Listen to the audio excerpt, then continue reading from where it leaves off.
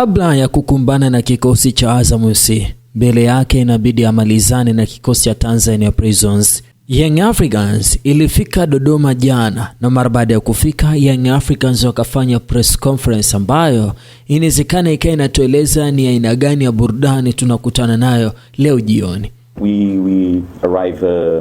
Kwa bahati mbaya hatujapata fursa ya kufanya mazoezi kwenye uwanja wa mwisho ambapo mechi itachezwa. Tunajua kwamba kulikuwa kuna mechi inachezwa jana. Tumefanya mazoezi sehemu nyingine na hilo litaleta changamoto sehemu fulani katika maandalizi.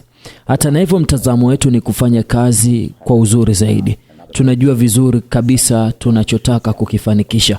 Tunaikabili timu ambayo takriban wiki 2 zilizopita walicheza hapa dhidi ya Simba Sports Club. Ni timu imara sana na sasa wameimarika zaidi baada ya kuongezeka kwa kocha.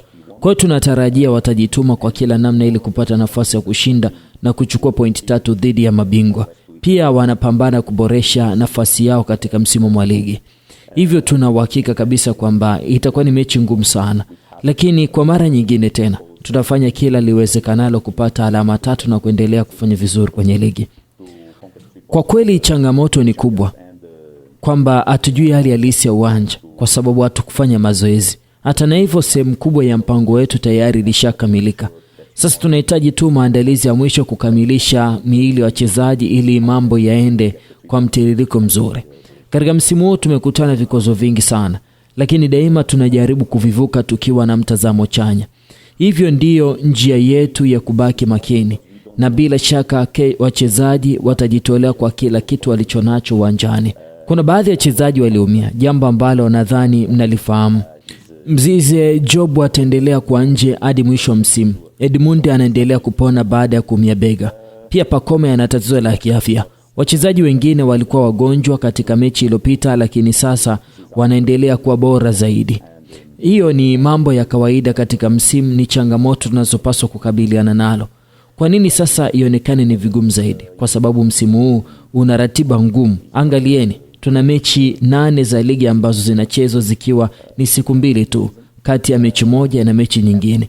Mechi 8. Si kama kuna timu nyingine yenye ratiba kama hii, lakini nina mashaka kama zipo nyingi. Baadhi ya mechi hizo pia zinahusisha safari ndefu. 5 kati yake zina safari kubwa. Na wakati mwingine tunakuwa na chini ya masaa 72 kupumzika. Hivyo mnaweza kufikiri jinsi ilivyo ngumu. Ni kweli ni changamoto kubwa, lakini tunapaswa kukabiliana nayo huku tukitafuta daima suluhisho bora na kubaki na mtazamo chanya. Sio mara ya kwanza kukutana na hali kama hii, na huenda isiwe ni mara mwisho. Sasa wachezaji wanafahamu vizuri falsafa na mfumo wetu wa wachezaji. Wengine wanapata muda mwingi zaidi wa kucheza na kushindana. Hiyo wanaongeza kujiamini, lakini hata wale ambao hawapati dakika nyingi wanajua majukumu yao wanapopewa nafasi. Kwa hiyo fursa inapokuja lazima wawe tayari. Hiyo ndiyo changamoto tunayowapa kila siku wachezaji. Uwe unacheza sana au kidogo, lazima uwe tayari. Kama unacheza zaidi, jitahidi kujiweka katika hali bora ya kupona. Na kama upati nafasi nyingi, endelea kufanya kazi kwa bidii kwa sababu nafasi inakuja wakati wote. Na mara nyingine huwezi kujua itakuja lini. Hivyo ndiyo misingi ya fikra inavyojengwa ndani ya timu. Hadi sasa anafurahia sana kujituma kwa wachezaji. Kwa upande wa makipa, kwa sasa tuna makipa 5 wanaofanya kazi na timu. Kwa bahati mbaya mmoja wao Komen hayupo na timu kwa sababu anapitia hali ngumu. Lakini habari zilizokuja zinaonesha anaendelea kwa bora. Natumaini ataendelea kupambana ili arudi haraka iwezekanavyo. Kwa sasa tuna Masaranga hapa pamoja na Msheri na Diara. Pia kuna kipa Joseph kijana ambaye anashirikiana na timu yetu na anatokea kikosi cha vijana chini ya miaka 20. Huyu ni mpango wa baadaye wa club. Ninapotazama makipa hawa ninafurahi kwa kiwango chao. Ni kweli Diara ndiye kipa nambari 1 kutokana na uzoefu wake na kiwango chake kizuri cha uchezaji.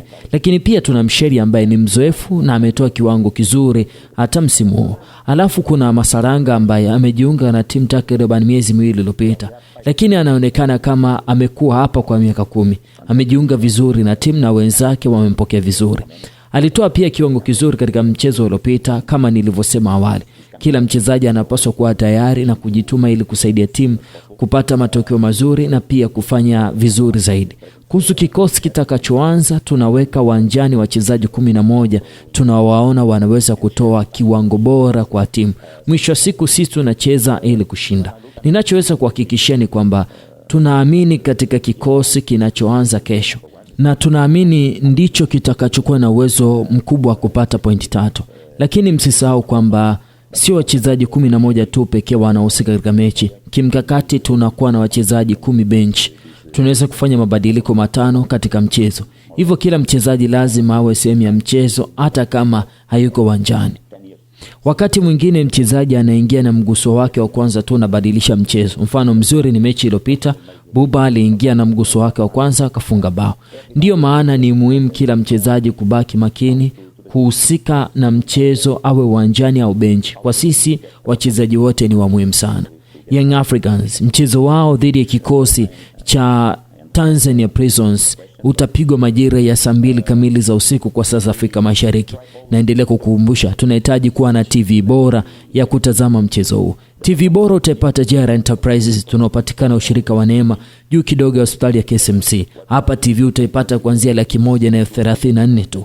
Tupigie simu hivi sasa tukufanyie delivery popote ulipo kupitia namba ya simu ya 0763153039. Lakini ukifika kwetu pia utapata sofa, kabati za nguo, kabati za vyombo, kitchen cabin, meza za ndani na zote, vitanda vya mbao imara, magodoro size zote, dressing table, TV showcase na vinginevyo vingi.